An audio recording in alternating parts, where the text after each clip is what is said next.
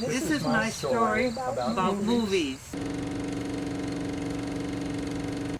As much as I disdain the glut of technological gadgetry, I embrace the richly evolving business of movie making and movie viewing. Movies have always been and are as much a part of my life as breakfast. In fact, I have nearly as many memories of movie experiences as I do of actual events in my own drab life, some of them with surprises.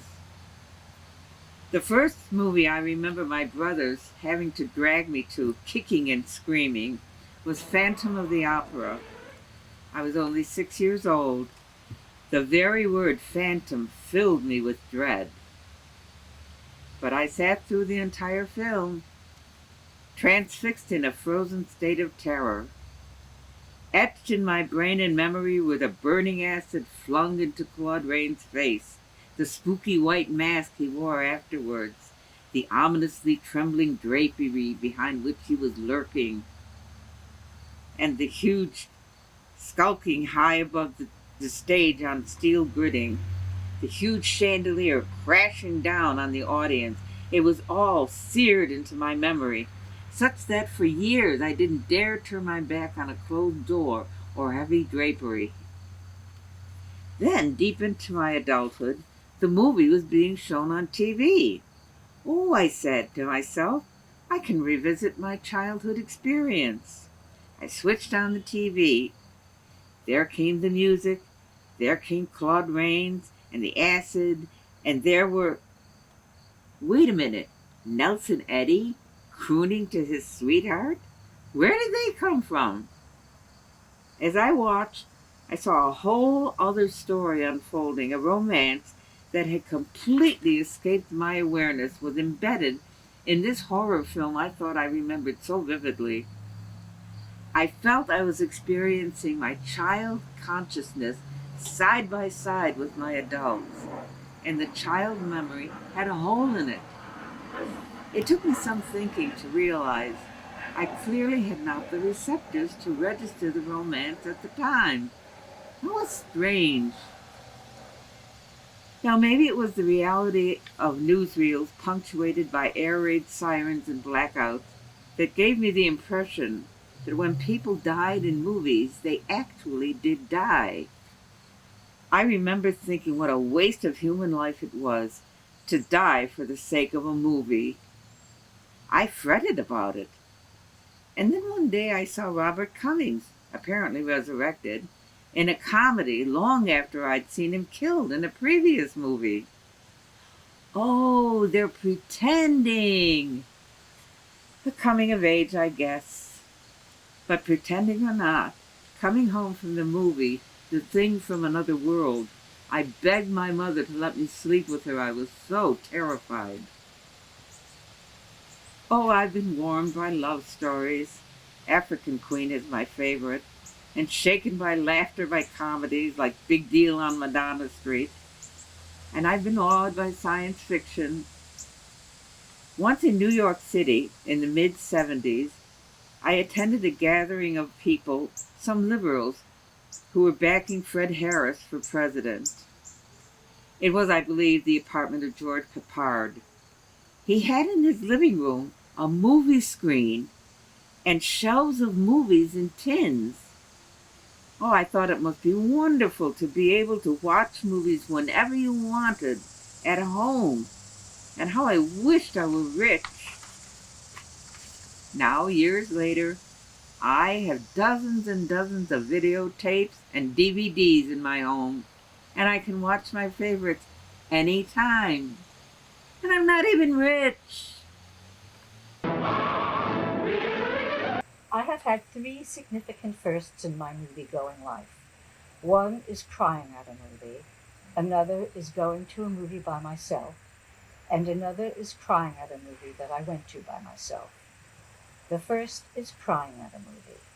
It was Shane, and I was about 12 years old and with my mother. Many of you have seen Shane, so you probably already know the scene where I cried, or maybe you all cried too. Shane, a handsome gunslinger, arrives in a small Wyoming town where he becomes a farmhand. He stays for several months, falls in love with the farmer's wife, and develops a strong bond with her 7-year-old son, Joey, who idolizes him. After having his fill of the local roughnecks and not wanting to slide back into his life as a gunslinger, Shane realizes he must leave. While his mother is elsewhere, Joey watches as Shane rides away.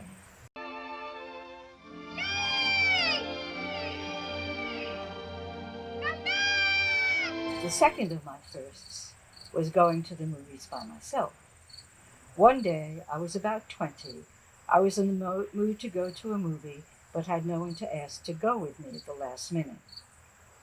It didn't occur to me to go by myself, because going to the movies had always been a social occasion, and therefore an enjoyable one. Enjoying something on my own seemed somehow creepy, sort of pathetic, as if I were alone in the world and had no friends. But then I had an idea.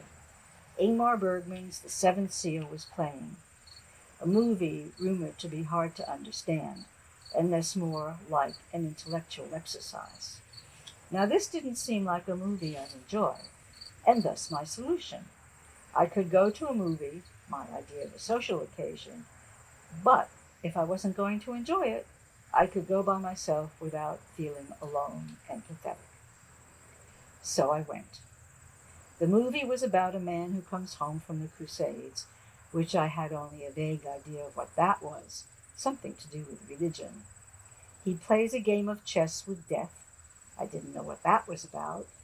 And there was a young family involved in some way. And what on earth did the title mean?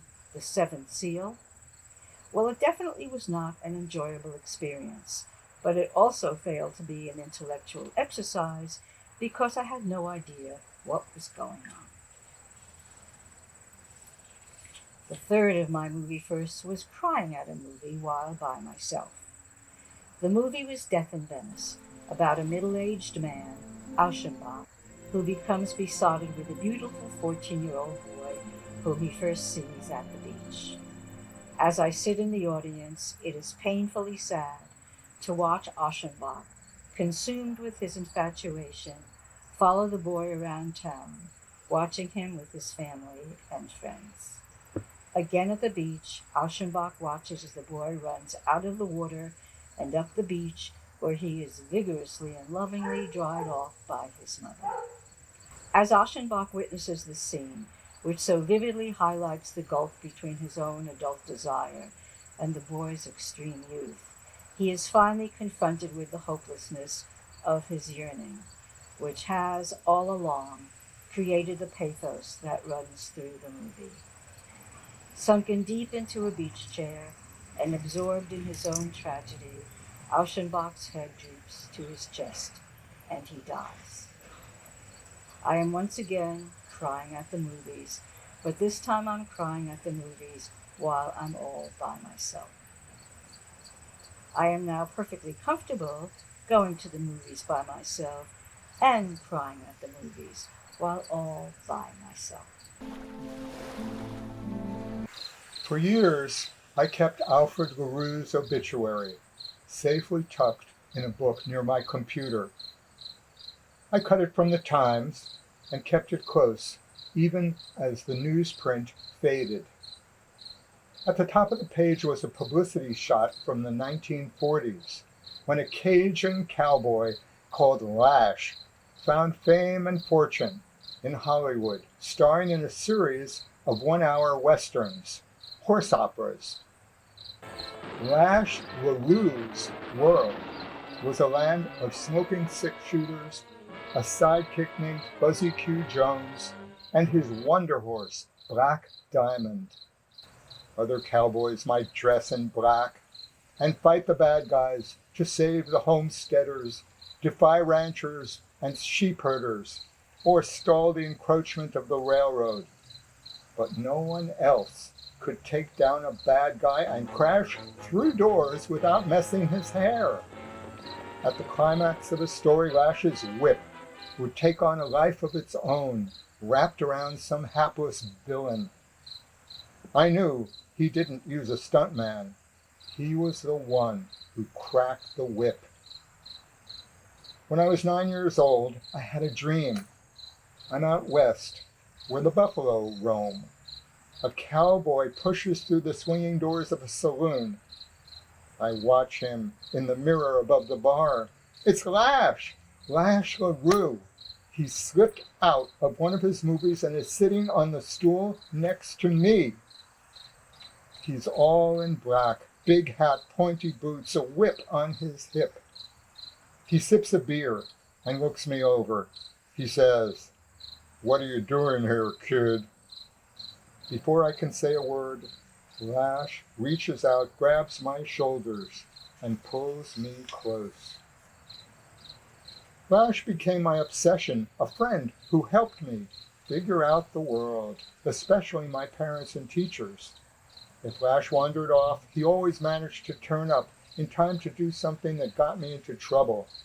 That didn't matter, because my imaginary friend made me feel real, as if I mattered. The first time was in the 3rd grade, after my teacher, Mrs. Shapiro, awarded me a pencil for good behavior. Then Lash appeared next to me and sent me up to her desk, where I snapped the pencil in front of her nose, tossing the pieces in the wastebasket. He grinned and slapped his side as I walked back to my seat, while the other kids sat wide-eyed. Of course, Lash came along when Mrs. Shapiro sent me to the principal's office.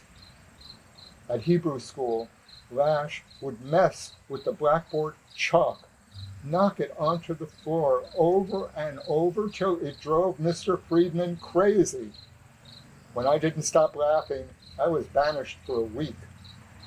At the movies, Lash sat next to me cheering for the good guys. When I took the Flatbush bus to the beach at Reese Park, he danced on the lifeguard's chair. And at the library on Avenue J, he made faces across from me while I read Horatio Hornblower books. Once, he started a fire at my house. I got a lecture from a tall fireman and had to sleep in the smoky room. That was not fun. Lash was gone before I got to college, but he returned for one last appearance. I was living on an NYU campus in the Bronx. During my senior year, my uncle found a car for me, a dark green 1949 convertible with skirts. At the end of the day of classes, I'd pull my friend Dave from across the hall, and we'd cruise Fordham Road in my cream puff. Dave's girlfriend often joined us. The three of us jammed on the bench front seat of the Plymouth. One day, Lash came out of retirement and camped in the back seat. He shook his whip at me. "Do something, man." "What do you mean?" He poked me in the back. "Do what I'm telling you, right now." I eyed the young woman next to me and felt a tingling in my groin. At the next left turn, when we all leaned in, I let my elbow accidentally flick her breast. Dave was on the outside, so he didn't see. In the back seat, Lash erupted, pounding his fist. Yes, you got her."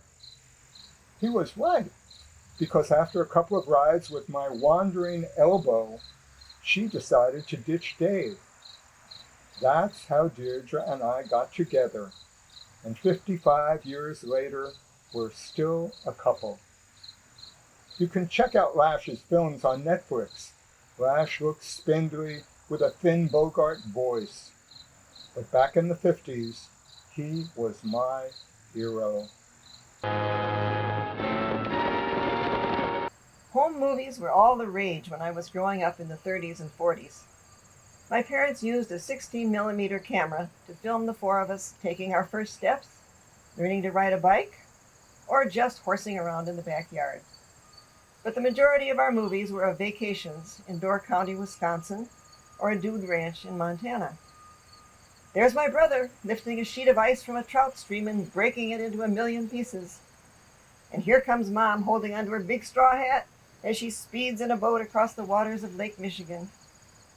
And oh, there's our whole family, except for Dad, who's holding the camera. lined up along the back rail of the open caboose of the Union Pacific Railroad train we took to Montana every summer. Watching home movies was quite a production. The heavy projector was hoisted onto a sturdy table and a portable screen set up in the living room. Dad threaded the machine and fitted in the edges of the film into the projector's sprockets. The drapes were drawn, the projector was turned on, and suddenly our family's memories sprang to life on the screen. We all seemed to wobble a bit, as if we were slightly drunk. Our mouths opened and closed as we talked and laughed, but no sound came out. We stuck our tongues out at the camera. We made goofy faces. We pointed at things to make sure they'd be noticed. My father's fish, he'd get caught. The blue ribbon my sister had won at the horse show. The space in my mouth where a tooth had come out. Sometimes the film would catch, and movement on the screen would stop abruptly. If Dad didn't act fast, the projector's light would burn a hole in the film, and we'd watch in dismay as the image disappeared into a halo of bright light. Then we'd have to wait patiently for him to rethread the machine so we could continue watching. I always knew the end of a movie was imminent when those big white circles appeared, and then the thwap, thwap, thwap of the film as it wound down and came to a stop. Home movies were great, but Hollywood movies were even better. The Stadium Theater was an easy walk from my house, and I often watched the double feature on Saturday morning with my friends. After seeing movies like Lassie Come Home, National Velvet, or Little Women, The velvet is for Velvet Brown, shy and unassuming. I would float home with my head in the clouds, because I didn't just watch those heart-wrenching, drama-filled movies. I lived them. My friends and I would act out the stories afterward in the big attic in my house, donning costumes from the costume chest. My favorite movie stars were all close to my own age. Elizabeth Taylor, Judy Garland, Peggy Ann Garner, and Natalie Wood. But the one I worshipped the most was Margaret O'Brien. Oh, if only I could be a movie star like her. I loved her big soulful eyes, her pouty mouth, the dimples in her cheeks, and more than anything, her whispery voice. I would lock myself in the upstairs bathroom, sit on the sink where I could see myself in the mirror, and practice crying those big crocodile tears that Margaret seemed able to produce on cue. I'd pooch up my lips and talk to myself in her whispery voice. Oh, mister, please don't hurt that little dog. I'm still in love with the movies, and after seeing one that truly affects me, I still float home as if feeling I have been transported to another world. When I was in high school, living in Nyack, New York, I had a part-time job working at the local movie theater, the Rockland Theater, selling tickets and working the concession stand where I sold popcorn, soda, candy, and the like. One time, when I was selling popcorn to a customer, Jerry Lewis walked in the door, presumably to promote his new movie, Rockabye Baby. When I came home, I told my family that I had seen Jerry Lewis, and they were jealous. Also, while I was in high school one day, I happened to look out of the back window of our house and saw Gregory Peck, who was talking to our neighbor Horton Foote. Horton Foote was writing the screenplay To Kill a Mockingbird, which is still relevant today, racially speaking. I'm simply defending Tom Robinson. There's been some talk that I shouldn't do much about defending this man. I love that movie. It's one of my favorites. When I graduated from university, I learned from my mother, who had a friend on the draft board that was about to be drafted into the Army. That was the time of the Vietnam War. During college, I had protested against the Vietnam War, and I was to be drafted. I didn't want to go into the Army, and I was not prepared to do what a high school friend of mine did, which was move to Canada to avoid the draft. So I signed up to be a naval officer, which required that I go to naval officer school for 3 months in Newport, Rhode Island. Then I was sent to Long Beach, California to join the USS Princeton, an amphibious helicopter ship. I was then designated as the main engine room officer, where I was in charge of 160 men, the largest division on the ship. Over 3 years, I spent several cruises overseas. On our second cruise, while sailing up and down the Vietnam coast, one night after standing my watch, much to our surprise, the officers of the Princeton were able to see an amazing anti-war movie, Dr. Strangelove, or How I Learned to Stop Worrying and Love the Bomb. One of the many themes of the movies was that the Russians were poisoning our precious bodily fluids. This was the time when many people on the right and left were protesting fluoridation being added to our drinking water to protect our teeth. Toward the end of the movie, one of the planes depicted in the movie purposely lost communication with the main Air Force headquarters as it was heading to the Soviet Union, where it was scheduled to drop a nuclear bomb.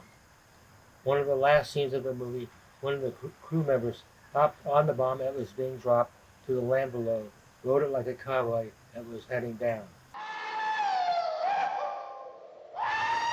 It was both a thrilling and terrifying scene. Peter Sellers was the star of the movie and was brilliant in all three parts he played. To see an anti-war movie aboard a ship while cruising down the Vietnam coast was fascinating and amazing, and secretly gave my anti-war feelings a boost. In my hometown, there was only one place to see movies, the Fantasy. Can you think of a better name for a movie theater? When it was being built in the early 30s, the owners held a contest to choose the name.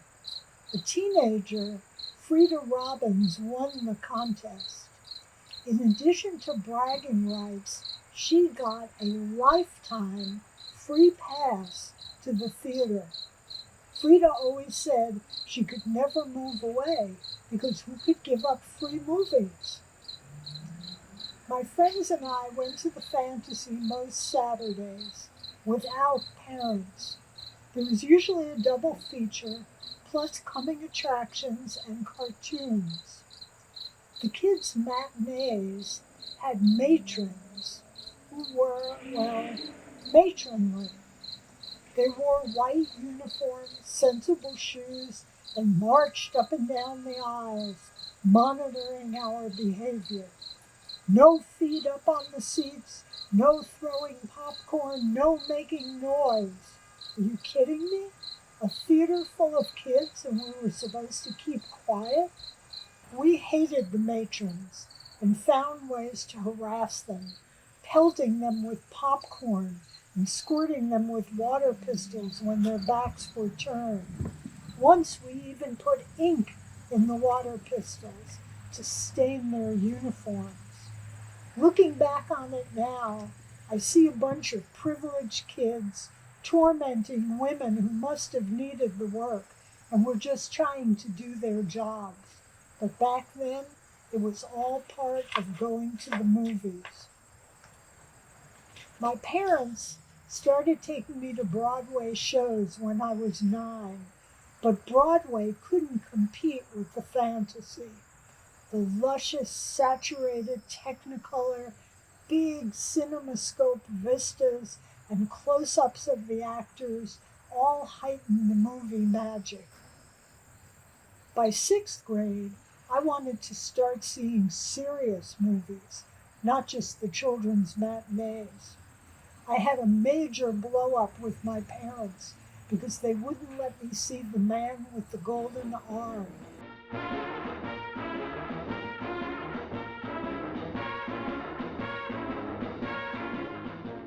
In which Frank Sinatra goes through a harrowing withdrawal from heroin addiction. I saw the film years later and realized my parents were right, but at the time I hated them for their censorship. There was a bigger censorship issue at the Fantasy.